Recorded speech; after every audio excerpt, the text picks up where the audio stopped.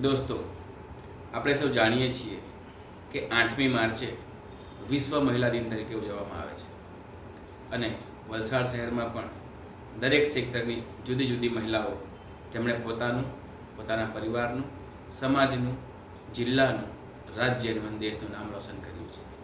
પરંતુ આ જે આખો ઘટનાક્રમ હોય છે એ ઘટનાક્રમ કંઈ સહેલો હોતો નથી. એની પાછળ ઘણી બધી મહેનત અને ઘણા બધા પરિણામો ભોગવવા પડેલા હોય છે. છતાં એમની જર્ની કંઈક એવી હોય છે જે પ્રભાવિત કરે છે. આ જર્નીમાં કયા કયા પરિબળો કામ કરી ગયા, શું મોટિવેશન મળ્યું અને કયા કયા વ્યક્તિઓએ એમને સહકાર આપ્યો, એ બધા સવાલના જવાબ જાણીને દર્શક મિત્રોને આનંદ થાય છે. અને ફક્ત આનંદ થાય જરૂરી નથી. કેટલીક સ્ત્રીઓ, કેટલીક મહિલાઓ જે પોતાના ઘરમાં છે, કદાચ પ્રેરણા મળે અને તેઓ પણ સમાજ માટે કંઈક કરી બતાવવા માટે ઘરની બહાર પહેલું પગલું ભરી શકે છે. બિહાઇન્ડ ધ સીન કાર્યક્રમમાં હું ડૉક્ટર શ્રીકાંત કનોજિયા આપ સૌનું હાર્દિક સ્વાગત કરું છું. આજે આપણી વચ્ચે વલસાડની ખ્યાતનામ વ્યક્તિ જેમના નામે ઘણા બધા એવોર્ડ્સ પણ છે અને હા, ગિનિસ બુક ઓફ વર્લ્ડ રેકોર્ડ્સમાં લોંગેસ્ટ સ્પીચ રિલેમાં તેમણે પોતાની ભૂમિકા પણ નિભાવી છે. તો આવા અતિથિ વિશેષ ડૉક્ટર નાઇલનું હું આપની સમક્ષ રજૂ કરતા આનંદ અનુભવું છું. ડૉક્ટર નાઇલ દેસાઈ, આપનું હાર્દિક સ્વાગત છે. Thank you sir. સૌથી પહેલાં તો આપનું હાર્દિક સ્વાગત છે અને તમને મળેલા તમામ એવોર્ડ્સ માટે ખૂબ ખૂબ અભિનંદન થેન્ક યુ. વલસાડ વતી આપું છું. હાલમાં જ તમને ડૉક્ટર પૂર્ણિમા નાટકરની તરફથી એક એવોર્ડ મળ્યો છે. એમની યાદગીરીમાં મહિલા દિવસ ઉજવાયો અને એ કાર્યક્રમ મોંઘાભાઈ હોલ ખાતે હતો. તો સૌથી પહેલો મારો પ્રશ્ન છે, એ એવોર્ડ મળવાની ખુશી શબ્દોમાં વ્યક્ત કરશો? ખુશી એક એવી લાગણી છે જે શબ્દોમાં એક્સપ્રેસ કરવી ઇઝ મોસ્ટ ડિફિકલ્ટ. જ્યારે એવોર્ડ રિસીવ કરીને નીચે ઉતર્યા હતા ત્યારે પણ એક નાનો ટોક આપવાની વાત થઈ હતી. એઝ એન અમે બહુ જ બધી ટ્રેનિંગ્સ લેતા હોય, we are very good orators, પણ જ્યારે when it comes to expressing feelings અને એ પણ એક એવો અવોર્ડ જે તમારી ફ્રેટર્નિટી માટે ઘણું મહત્ત્વપૂર્ણ છે, તો of course you feel proud about it. At times કોઈક વ્યક્તિ તમારું ઇન્સ્પિરેશન હોય, તમારું ડ્રીમ હોય અને એમના નામનો જ્યારે તમને કોઈક અવોર્ડ મળે છે તો it was like a dream come true for me. આમ તો મારો પ્રશ્ન કાયમ બીજો હોય છે, પરંતુ હાલમાં જ તમને આ એવોર્ડ મળ્યો એટલે મને એમ કે સૌથી પહેલાં સર્વોદયથી કરીએ. એક બાબત એ ખાસ આવે કે આજે જે પણ વિદ્યાર્થીઓ સાયન્સ લઈને અભ્યાસ કરે છે, દરેકનું સપનું હોય છે કે મારે ડૉક્ટર થવું છે. તો મારો પ્રશ્ન એ છે કે શું તમારું પણ બાળપણથી સપનું હતું કે તમારે ડેન્ટિસ્ટ થવું છે? સાચું બોલું કે સારું બોલું? સાચું. ઓકે, ડૉક્ટર બનવું એ સ્વપ્ન હતો 100%. પણ લો ઓફ એટ્રેક્શનની બધા બહુ જ વાતો કરતા હોય કે તમે કંઈક વસ્તુ શિદ્દતથી મેળવવા માંગો છો તો મળી જ જાય છે. તો હું બીજા ધોરણમાં હતી ત્યારથી મારે ડૉક્ટર જ બનવું હતું. જ્યારે આપણે નાના હતા ને ત્યારે બે જ ફિલ્ડ ખબર હતી, ડૉક્ટર અને એન્જિનિયરિંગ. એટલે કરિયર સિલેક્શન બહુ જ સિમ્પલ હતું. અત્યારે જેટલું કોમ્પ્લેક્સ નથી, એટલા ઓપ્શન્સ નહોતા. એટલે ત્યારે ખબર એ જ હતી કે સ્ત્રી તરીકે અગર બહાર કામ કરવા જવું હોય, you get respect also, you get money also and you get freedom also. તો the best thing was to become a doctor. એટલે ડૉક્ટર 100% બનવું હતું. રહી વાત ડેન્ટિસ્ટની, ડેન્ટિસ્ટ એટલા માટે છું કારણ કે જન્મ એક બ્રાહ્મણ પરિવારમાં થયો, એડ્યુકેશન એક સેન્ટ્રલ બોર્ડ સ્કૂલમાં થયું અને ત્યારે આટલી બધી એન્ટ્રન્સ એક્ઝામ્સ નથી, એટલે લાઇનમાં ઊભા રહીને 2% ખૂટી ગયા તો MBBS નહીં મળ્યું તો ડેન્ટિસ્ટ્રી કરી લીધું.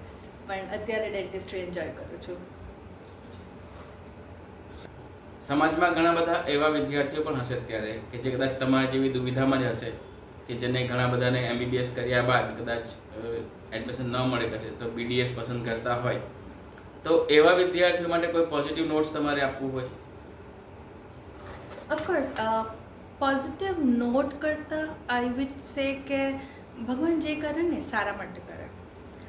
આજે જ્યારે 12 વર્ષની વલસાડમાં પ્રેક્ટિસ પછી ઘણીવાર એવું થતું હોય કે ડેન્ટિસ્ટ પણ અગર તમે મારા સર્કલમાં જશો ને તો મેં ડેન્ટિસ્ટ્રીમાં એટલી જ મહેનત કરી છે જેટલી કદાચ મેં MBBSમાં કે MS માટે કરી હતી. તો આપણને જે મળે છે એને સૌથી પહેલાં એક્સેપ્ટ કરવાનું. જ્યાં સુધી આપણે આપણી ફિલ્ડને એક્સેપ્ટ નથી કરશું ને ત્યાં સુધી પીપલ વિલ નોટ એક્સેપ્ટ અસ. એટલે એવું નથી કે બીડીએસ, હું તો હજુ બીડીએસ પણ હતી. અગર તમને ફિઝિયોથેરાપી મળે છે, માઇક્રોબાયોલોજી મળે છે કે એની અધર, હવે સાયન્સના સ્ટુડન્ટ્સ માટે ડૉક્ટર બનવું ફરજિયાત નથી. They have got so many options. એટલે હું અત્યારે આ એરાની હતા ને તો કદાચ I would not be a doctor only. એટલે અગર તમને એમબીબીએસ નથી મળતું તો એ હાર નથી. બીડીએસ ઘણા છે, ઘણા એવું કહેતા હોય કે બહુ જ બધા ડેન્ટલ ક્લિનિક્સ થાય છે અને આ તે. ઓનલી રીઝન કે ડેન્ટિસ્ટ્રીમાં જોબ ઓપોર્ચ્યુનિટીઝ ઓછી છે એટલે પ્રાઇવેટ ક્લિનિક વધારે હોય છે. પણ અગર તમે ડેન્ટિસ્ટ તરીકે પણ એક ડૉક્ટર મેડિસિન માટે જેટલી મહેનત કરો છો એટલી જ મહેનત તમે તમારા કોઈ પણ ક્વોલિફિકેશનમાં, let it be simple BA also, BScની પણ વાત નથી કરતી, તમે એની અંદર મહેનત કરશો, ઇન્ટરેસ્ટ કરશો અને if you make it your passion, you can achieve success in any field. બીજો પ્રશ્ન એ થાય કે પરિવારની એક ભૂમિકા હોય છે. આપશ્રે જણાવ્યું તે પ્રમાણે કે તમે એક બ્રાહ્મણ પરિવારમાં જન્મ લીધો, તો થોડુંક તમારા પરિવારની પૃષ્ઠભૂમિ વિશે કંઈ ચર્ચા થઈ શકે તો? ઓકે, ફેમિલી બધાનું અલગ હોય. ફેમિલી સપોર્ટ બહુ જ ઇમ્પોર્ટન્ટ હોય છે. એટલે નારી શક્તિની વાત થાય છે તો ઘણીવાર આપણે કહેતા હોય કે ગર્લ્સને જરૂર છે. ફેમિલી સપોર્ટની તો બોયઝને પણ જરૂર હોય છે ને. એટલે family support is very important. અને તમે પૂછ્યું નથી પણ આ ક્વેરી ઘણીવાર આવતી હોય કે તમે કેવી રીતે બેલેન્સ કરો, કે તમે કેવી રીતના ફેમિલી સપોર્ટ મેળવો. તો this will be a small message two everyone home કે ઘણીવાર આપણે પૂછવાની હિંમત જ નથી કરતા. I have so many colleagues, so many friends, so many patients I can say કે એ લોકોને એવું જ હોય કે તમે બહુ લકી છો કે તમને તમારો હસબન્ડ સપોર્ટ કરે છે. મારી તો પૂછવાની હિંમત પણ નથી. અને ઓનલી આન્સર ઇઝ એકવાર હિંમત તો કરી જુઓ. તમે હિંમત કરશો, તમે પૂછશો, તમે અગર કોન્ફિડન્ટ છો કે મારે આ કરવું છે, તમે અગર એના માટે ડિટર્મિન્ડ છો તો 100% સામેવાળું તમને સપોર્ટ કરશે. સપોર્ટ મળી રહેશે અગર સપોર્ટ માંગવાની હિંમત કરશો. પછી ફેમિલી, ફ્રેન્ડ્સ, કલીગ્સ, એનીવન. પ્રશ્ન એ જ હતો મારો, તમે એક એક્સ્ટ્રા એડ કરીને આન્સર આપ્યો, ખૂબ સરસ વાત છે. દર્શક મિત્રોને જણાવવાનો આશય હતો અમારો કે તમે કયા પ્રકારની પારિવારિક પૃષ્ઠભૂમિમાંથી આવો છો. માતા પિતા કેટલા ક્વોલિફાઈડ છે, ભાઈ બહેન હોય તો એમનું ક્વોલિફિકેશન શું છે, તો એક ખ્યાલ આવે છે કે પરિવારમાં જ શિક્ષણનું મહત્ત્વ હોય તો અન્ય બાળકો પણ શિક્ષણ માટે વધુ આગળ આવે છે. તો એ પ્રકારનું આઈ થિંક સો, મને ખબર છે ત્યાં સુધી તમારી બહેન પણ ડૉક્ટર છે અને ડેન્ટિસ્ટ છે.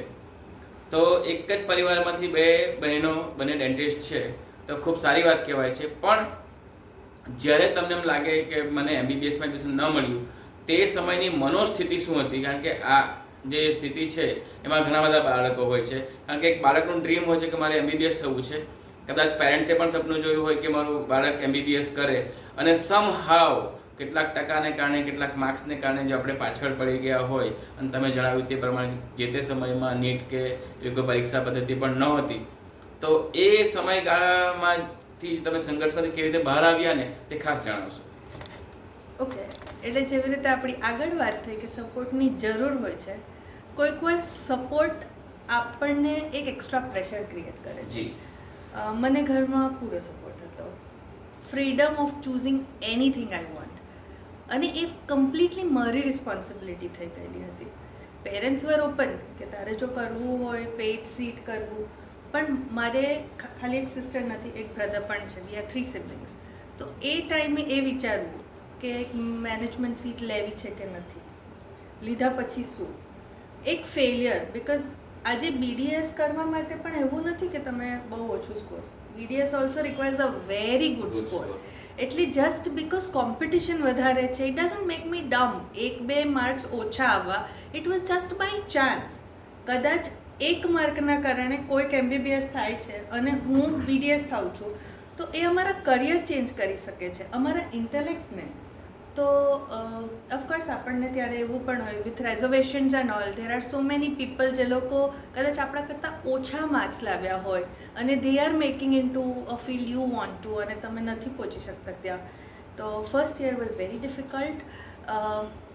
I will like to talk a little about my journey. કે એન્ટ્રન્સ નહીં હતી એવું નથી, વી હેડ ઓલ ઇન્ડિયા એન્ટ્રન્સ. તો તો હું જ્યારે ફર્સ્ટ યર BDS કરતી હતી ને ત્યારે મેં પાછી એન્ટ્રન્સ આપી હતી જી અને ત્યારે I could make it to MBBS. અને મારા પેરેન્ટ્સ એડ્યુકેટેડ છે, મારા મામા સર્જન છે, એટલે મામા સર્જન, મામી ગાયનેકોલોજિસ્ટ, તો I have a medical background. અને second year my parents were like, બેટા જે કરવું હોય તે, ડેન્ટિસ્ટ્રી કરવું હોય તો એ મેડિકલ વોઝ યોર ડ્રીમ, તો યુઆર ઓપન, જે કરવું હોય તે. અને દેટ ટાઈમ મારા મામાએ મારું કાઉન્સેલિંગ કર્યું કે અત્યારે જો 1 માર્કના કારણે કદાચ તારું MBBS ચૂકી ગયું છે, તો જ્યારે તું માસ્ટર્સ કરવાની હશે ધેર ઇઝ અ પોસિબિલિટી કે આ જ લેક પાછો થાય. તો as a woman I have two think about everything કે એડ્યુકેશન ક્યારે પતશે. આપણે જ્યારે મેડિકલ કે પેરામેડિકલ લાઇન્સ લઈએ છીએ, કોઈ પણ પ્રોફેશનલ કોર્સીસ લઈએ છીએ, તો એનું ટેન્યોર વધારે હોય.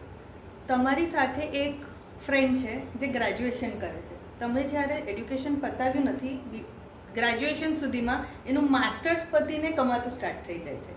એટલે જે બહાર બેસે છે ને એને હંમેશા ડૉક્ટર બનવું છે, પણ જ્યારે તમે આ સાઈડ પર આવશો ને તો ખબર પડશે કે તમારા કલીગ જે લોકોએ બીજી ફિલ્ડમાં એટલી મહેનત કરી છે ને એ લોકોના સોશિયો ઇકોનોમિક સ્ટેટસને પહોંચવા માટે બીજા 15 વર્ષ નીકળી જાય સાચી છે. વાત છે. એટલે એ ટાઈમે as a child I could not realise this, પણ આ બધું ઓરિએન્ટેશન મને મારા ફેમિલીમાંથી મળ્યું. અને ત્યારે આઈ હેવ અ હેબિટ કે પ્લસ મેરિટ્સ ડીમેરિટ્સ નોટ ડાઉન કરું. આઈ કન્ટિન્યુડ વિથ BDS, પણ BDS કમ્પ્લીટ કરીને પણ એક ડિસેટિસ્ફેક્શન તો હતું જ કે dentist, I wanted to do medical. તો એ પછી આઈ જોઈન્ડ સર્ટન રિસર્ચ ફોર્મ્સ. મારે હંમેશા કાર્ડિયોલોજિસ્ટ બનવું હતું, તો હું અમદાવાદમાં એક વેરી વેલ નોન કાર્ડિયોલોજિસ્ટ છે એમની સાથે રિસર્ચ પ્રોજેક્ટ્સ પર કામ કરતી હતી. અને અત્યારે પણ I am a dentist, but I work with lot of hospitals on various research projects to finish my passion. એટલે તમને જે વસ્તુનું પેશન છે ને એના માટે ડિગ્રીની જરૂર નથી, ખાલી તમારી લગનની જરૂર છે. અને ડિગ્રી BDS છે અને I am really happy with it. તમે ડેન્ટિસ્ટ તરીકે તો સમાજમાં સેવા આપો જ છો, પણ મારા નોલેજમાં એવું પણ છે કે તમે ઘણી બધી કોલેજ, યુનિવર્સિટી, સ્કૂલોમાં વિદ્યાર્થીઓને મોટિવેશનલ સેમિનાર્સ, ટીચર્સ ટ્રેનિંગ વગેરે માટે પણ જાઓ છો. તો આ શોખ ઉદ્ભવવાનું કારણ? જેવી રીતે મેં કીધું કે મારી જે જર્ની હતી, તો ફર્સ્ટ યર BDS મારી લાઈફનો સૌથી ટફ ફેઝ હતો મેન્ટલી. અને આઈ વોઝ લકી કે મને એવા કાઉન્સેલ્સ મળી ગયા ઘરમાં, કે એવું ઇન્સ્પિરેશન મળી ગયું આજુબાજુ કે I could motivate my self. Graduation કર્યા પછી પણ આઈ વોઝ બ્લેસ્ડ ઇનફ કે મારે ફેમિલી રિસ્પોન્સિબિલિટી નહીં હતી, તો I could pull on with my passion. અત્યારે જ્યારે આ સીટ પર બેસીને પેશનની વાત કરું છું ને, ઇટ ઇઝ વેરી ઇઝી. પણ I have a lot of friends જે લોકોની પાસે કદાચ ઘરની એટલી રિસ્પોન્સિબિલિટીઝ હોય છે કે પેશનના માટે અમુક ફાઇનાન્સ પણ આવે છે, તો દે ડોન્ટ ગેટ ઇટ. તો આ દુવિધા જે મેં અનુભવેલી એની અંદર if at all I had a mentor, I would have got a better pull એ ટાઈમ. તો મને હંમેશા એવું લાગે કે અગર હું આ વસ્તુ યંગર જનરેશનને ઇન્સ્ટિલ કરી દઉં છું તો બહુ જ બધા ફોરસીન પ્રોબ્લેમ્સ, ઘણા બધા પ્રોબ્લેમ્સ ખાલી હેડમાં હોય છે, પ્રેક્ટિકલી હોતા નથી. જી there are so many factors જે અઝમ્પશનના બેઝિસ પર આપણે જ્યારે બેસીએ છીએ તો આપણા જે કાઉન્સેલ્સ હોય એ લોકોના એક્સપિરિયન્સ ઘણીવાર આપણા પર ડમ્પ કરતા હોય. હવે એકદમ સિમ્પલ એક્ઝામ્પલ કે મારી મમ્માએ મારું જે પેરેન્ટિંગ કરેલું હતું, હું મારી દીકરીનું પેરેન્ટિંગ એવી રીતના નહીં કરી શકું, બિકોઝ ત્યારના ટાઈમનું એડ્યુકેશન, ત્યારના like she use to do so much for us. હું એટલું નથી કરી શકતી મારા બાળક માટે. સૌથી ઇમ્પોર્ટન્ટ, મારી મમ્મા પાસે મોબાઈલ નહોતો.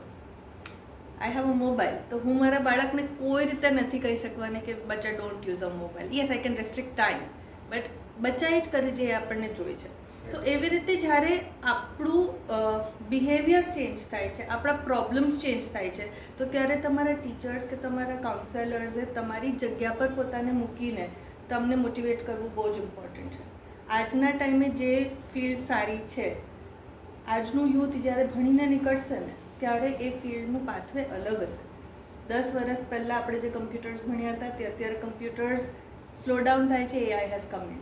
એટલે career selection A career selection, counseling, it's all a big game which ultimately is related with your mental health. And I don't want the young generation to go through that. So I feel good when I touch lives, so I treat people. તમે ક્યાં ક્યાં સેવા આપી? આ શિક્ષણમાં સેવા આપી તમે કઈ કઈ જગ્યાએ આપી છે? Okay. See, I call myself a mindset coach more than a motivational speaker. Motivate તમે એને જ કરી શકો જેને પોતે થવું છે. બાકી તો તમે લોકોના માઇન્ડસેટને ઇન્ફ્લુઅન્સ કરી શકો. તો માઇન્ડસેટ કોચિંગ માટે I go to university, I go to schools, I train teachers, I train youth. તો મુંબઈથી જર્ની સ્ટાર્ટ થાય છે અને it goes up to Bharuch સુધી. I have served at various organisations. સેવા કરવી અને સેવા કરતી વખતે ફોટા પાડવા એ આજકાલ એક ચલણમાં છે કે સપોઝ કે હું કોઈ ગરીબને અન્નદાનમાં આપી રહ્યો હોઉં અને હું એની સાથે ફોટોગ્રાફ લઉં છું, તો આ સ્થિતિને તમે કઈ રીતે મૂલવશો? I am not a social media person, પણ અગર તમે મારું સોશિયલ મીડિયા જરા તરફ પણ જોશો તો યુ વિલ કમ ટુ નો હું સેવા કોઈકના માટે નથી કરતી. હું સેવા મારા માટે કરું છું. I feel good when I સર્વ પીપલ. એટલે મારે ફોટો જો પાડવાનો હોય ને તો હું આપતો ફોટો નહીં પાડું. આઈ વિલ બી ઓબ્લાઇજ કે પેલો બાજુવાળો મારી બાજુમાં હોય અને I have a picture. If at all I have to document. બાકી તો મારા ટ્રેનિંગ્સના પણ જ્યારે અવોર્ડ ફંક્શન્સ હોય ને તો માંગે કે ફોટા મૂકો અને આઈ હેવ ટુ સર્ચ અથવા ઓર્ગેનાઇઝર્સને ફોન કરીને મંગાવવા પડે કે please share the pictures with me. I am not a photo person અને I do things solely for my soul, not for anyone else. રહી વાત તમે કીધું, I am with so many NGOs જ્યાં ડોનર્સને પિક્ચર્સ બતાવવા હોય, તો I always feel કે તમારે આપેલી વસ્તુ એમની પાસે હોય એવો પિક્ચર ડોક્યુમેન્ટમાં મૂકવો જોઈએ, રાધર દેન તમારે કોઈને શું કામ બિલિટલ કરવું છે, કોઈને શું કામ બિચારું ફીલ કરાવવું છે. નહીં તો નહીં કરો સેવા, ફોટા માટે સેવા નહીં કરો. મુંબઈથી લઈને ભરૂચ સુધી તમે અલગ અલગ સંસ્થાઓમાં સેવા આપી, ટીચર્સને ટ્રેન કર્યા, વિદ્યાર્થીઓ સાથે ચર્ચા કરી. તો આજથી 20 વર્ષ પહેલાંના વિદ્યાર્થીઓ અને આજના વિદ્યાર્થીઓમાં શું ફેરફાર જોવા મળે છે? This is very tricky at one thing because I always talk to my colleagues also. કે ઘણી વાર મેં તમને કીધું કે I don't call myself motivational speaker. Next જનરેશનને મોટિવેશનની જરૂર જ નથી. એ લોકોની પાસે એટલા બધા રિસોર્સિસ છે, કોન્ફિડન્સ. લાઈક આજથી 20 વર્ષ પહેલાં જ્યારે જતા અને એલિક્યુશન કોમ્પિટિશનમાં કોઈને કહેવું હોય ને તો જેન્યુઅનલી માણસ પાસે નોલેજ છે પણ ઉપર આવીને બોલી નથી શકતું. Thanks to social media, content હોય કે નહીં હોય, અત્યારનું બાળક પાસે કોન્ફિડન્સ તો પુષ્કળ છે. ફક્ત એક્ઝામના વાઇવાના ટાઈમે દે શો કે they are nervous or depressed. એટલે આઈ ઓલવેઝ સે કે આ જનરેશનને મોટિવેશનલ સ્પીકર્સની નહીં, ગાઈડલાઇન્સની અને મેન્ટોર્સની જરૂર છે. એ લોકોનું કરિક્યુલમ ચેન્જ થઈ રહ્યું છે. They are having the freedom to choose things, પણ એ પહેલાં એ લોકોને ગાઈડ કરો કે એ લોકોએ ફ્રીડમ વાપરવી ક્યાં છે. સો yes, education system is changing. બહુ જ બધું રિસોર્સિસ છે જે બાળકોને ખબર નથી યુઝ ક્યાંથી કરવું છે. તો I think they need that guidelines. ઘણી વખત એવું થાય છે કે જન્મભૂમિ અલગ હોય છે અને કર્મભૂમિ અલગ હોય છે. તમારી જન્મભૂમિ પણ વલસાડ છે, કર્મભૂમિ વલસાડ છે, પણ એ જન્મ ગમે ત્યાં થયો હોય પણ એટલીસ્ટ તમે વલસાડમાં. મારું એડ્યુકેશન વલસાડથી. અચ્છા, તો જે શહેરમાં આપણે મોટા થયા હોઈએ, બાળપણ વીત્યું હોય, ત્યાં અભ્યાસ કર્યો હોય અને તે જ શહેરમાં આજે આપણે સફળ નાગરિકોની યાદીમાં આપણું નામ હોય, કે જ્યારે વલસાડના સફળ નાગરિકોની યાદી કોઈ સંસ્થા બનાવતી હોય, જેમ સત્યડે મીડિયા ગ્રુપ છે, એમણે સફળ નાગરિકોની યાદી બનાવી, સફળ મહિલાઓની યાદી બનાવી, તમારું નામ એમાં નોંધવામાં આવ્યું. તો આ સાંભળીને કે જાણીને પોતાની જાતને સ્થાન પર જોઈને શું ખુશી ફીલ થાય છે? Proud. Only one word. I feel so proud of myself. And I make my teachers proud, my parents proud, my family proud. I feel good. And my daughter. Atyare nikli to she was like, all the best, mama. So that's the best gift. સફળતા એમને એમ નથી મળતી. કોઈક વ્યક્તિ હોય છે, કદાચ બની શકે આપણી ખૂબ જ નજીકની વ્યક્તિ હોય છે જેના કારણે સફળતામાં આપણને હિસ્સેદારી મળી છે. મેડમ, આપને જે સફળતા મળી છે, આપ જે સફળ છો, તો આપની સફળતાનો શ્રેય આપ કોને આપવાનું પસંદ કરશો અને શા માટે? કોઈ એક વ્યક્તિથી આટલું બધું મેળવવું ઇમ્પોસિબલ છે. ઘણા બધાને ખબર નથી, પણ there is a secret of my life જે કદાચ હું ફર્સ્ટ ટાઈમ કોઈ કશેક રિવીલ કરીશ. જેવી રીતે શ્રી કૃષ્ણના બે માતા હતા, એવી રીતે મારા રિયલ પેરેન્ટ્સ એક છે અને મારું અપબ્રિંગિંગ મારા નેબર્સ સાથે થતું હતું. એટલે મારા નેબર્સ હતા અને હું 8 મંથ્સની હતી ત્યારથી અમને ત્યાં રમવા જતી હતી અપ ટુ 8th સ્ટાન્ડર્ડ. બાજુમાં જ ઘર હતું એટલે હું મારા પેરેન્ટ્સને મળવા જતી હતી, પણ રહેવાનું, ખાવાનું, સ્કૂલે જવાનું, સ્કૂલેથી રિટર્ન થવાનું એ બધું મારા નેબર્સ સાથે થયું છે. એટલે મારા એડ્યુકેશન, અને એ મારા નેબર્સ હતા, બંને ટીચર્સ હતા. આંટી વોઝ ગુજરાતી ટીચર અને અંકલ વોઝ ઇંગ્લિશ સર. એટલે પ્રાઉડલી PM દેસાઈ, જેની પાસે અડધા વલસાડે ઇંગ્લિશ ટ્યુશન ક્લાસ લીધા હતા, તો હું એમની સાથે મોટી થઈ છું. એટલે મારો એકચ્યુઅલી જન્મ શુક્લ કુટુંબમાં, પણ મારું અપબ્રિંગિંગ દેસાઈ ફેમિલીમાં. તો જેની પાસે બે ફેમિલીનો સપોર્ટ હોય, of course I had to be successful. સફળતાનો શ્રેય કોઈ એક વ્યક્તિને આપવું હોય તો? No one person, it has to be both the families. અને આઈ વોઝ સો બ્લેસ્ડ કે એ પછી one more family of my husband. તો યસ, અત્યારે at present I will say thank you to my husband doctor Ankur Desai, કે એ મને એટલી લિબર્ટી આપે છે કે હું મારું જે બી ટેલેન્ટ છે એ એક્સપ્લોર કરી શકું. તો થેન્ક યુ ડૉક્ટર. ગુડ. સંઘર્ષને તમે જીવનમાં કઈ રીતે લો છો? સંઘર્ષથી હારી જવું જોઈએ કે સંઘર્ષનો સામનો કરવો જોઈએ? આ વસ્તુ પૂછવા જેવી જ નથી. ઓફકોર્સ તમારી પાસે સંઘર્ષ સામે લડવા સિવાય કોઈ વિકલ્પ જ નથી. એટલે આઈ ઓલવેઝ ટેલ કે when you are weak, it's okay કે તમે રડો કરો. And it's my advice to all the women, specially young women. મારી ડોટર છે, 8 વર્ષની છે. આઈ ટેલ હર કે આપણે હારી ગયા હોય, થાકી ગયા હોય, પ્લીઝ ક્રાય.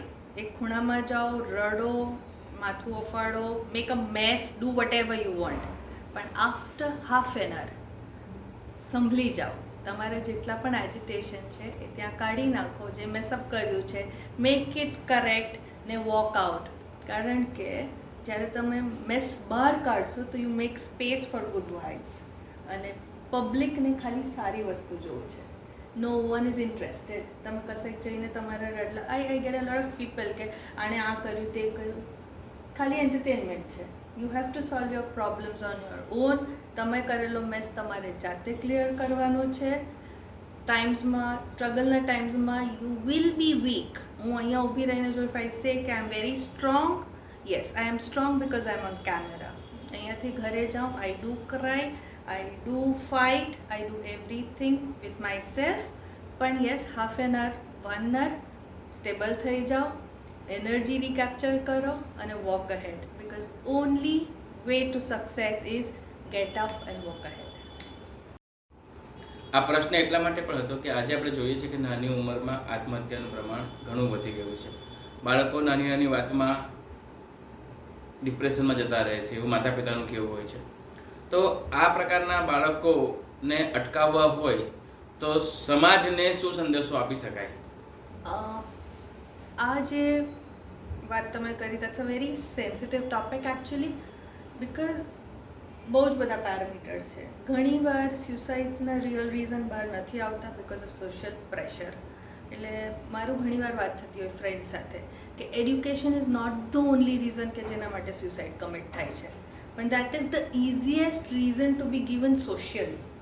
એટલે એ રીઝન આપવામાં આવે છે. તો પહેલું વસ્તુ એ છે કે ડિપ્રેશન છે, એન્ઝાયટી છે, તો એ એવું નથી કે આજે માણસને થયું અને કાલે સ્યુસાઇડ કર્યું.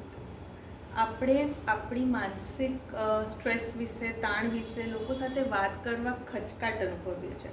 મેં લાસ્ટ ક્વેશ્ચનમાં જેવી રીતે કીધું તેવી રીતે કે હું અગર મારા નેગેટિવ ઇમોશન્સ બહાર નથી કાઢતી તો ડેફિનેટલી એ જે બિલ્ડઅપ થાય છે એ તમને આવા ડિસિશન્સ લેવામાં મજબૂર કરે છે. અને બાળકો જે કરી રહ્યા છે, બાળક હંમેશા આપણે જે કહીએ છીએ નથી સાંભળતા, જે જોઈ છે એ શીખે છે. તો એના માટે we have to filter, monitor of the exposure what they are getting because of social media, because of મેં તમને જેવી રીતે કીધું એમ કે રિસોર્સિસ બહુ જ બધા અવેલેબલ છે. બધા મૂવીઝના ઉપર એ જ રેટિંગ્સ લખ્યા હોય છે. હુ મોનિટર્સ ઇટ? આજે યુટ્યુબ પર બધું જ અવેલેબલ છે. 2 years 3 yearsના બચ્ચા બધું એક્સેસ કરે છે, ચાઇલ્ડ ફિલ્ટર નાખી દે છે.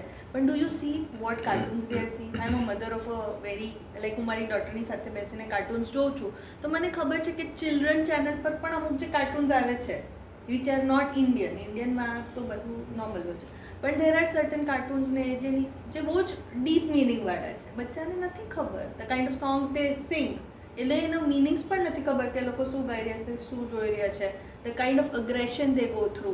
અને મેં જેવી રીતે કીધું એમ કે digital detox is something I talk a lot on, ને ઇટ ઇઝ એકચ્યુઅલી નોટ વર્ધી કે બધા પેરેન્ટ્સ આવે અને મારું બાળક મોબાઈલ નથી છોડતું, પણ જ્યારે મમ્મી વાત કરે છે ને, મારી સાથે વાત કરતી વખતે મમ્મીએ 4 વાર ચેક કર્યું કે મેસેજ તો નથી આવ્યો ને, તો બચ્ચું એટલા માટે મોબાઈલ નથી વાપરતું કે એને બહુ ગમે છે, જે આર ફીલિંગ કે mamma is with mobile all day, પપ્પા ઓફિસથી આવે છે મોબાઈલ પર છે, તો બચ્ચું પણ એ જ કરવાનું છે.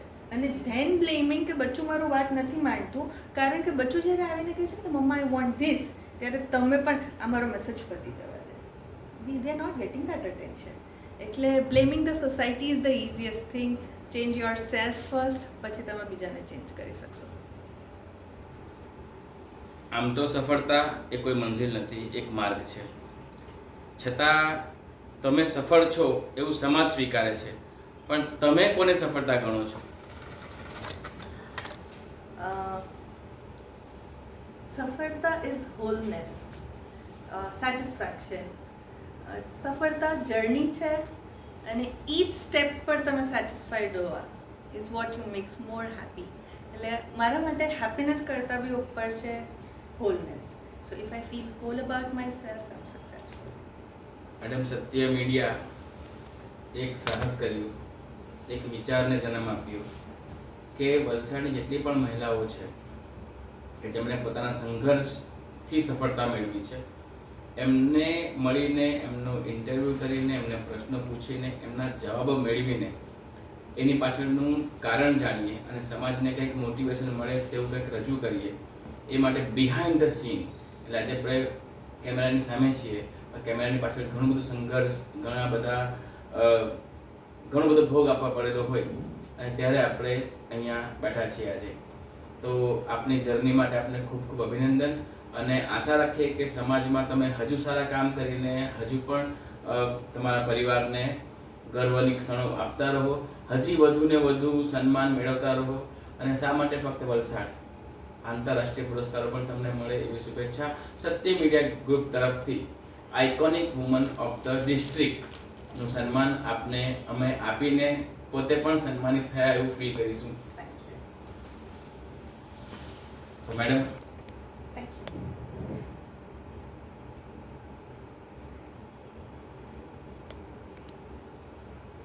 મેડમ આ પુરસ્કારનો સ્વીકાર કરજો. સત્ય મીડિયા ગ્રુપ તરફથી તમને iconic woman of the district 2024 નો એવોર્ડ મળે છે. Thank you very much.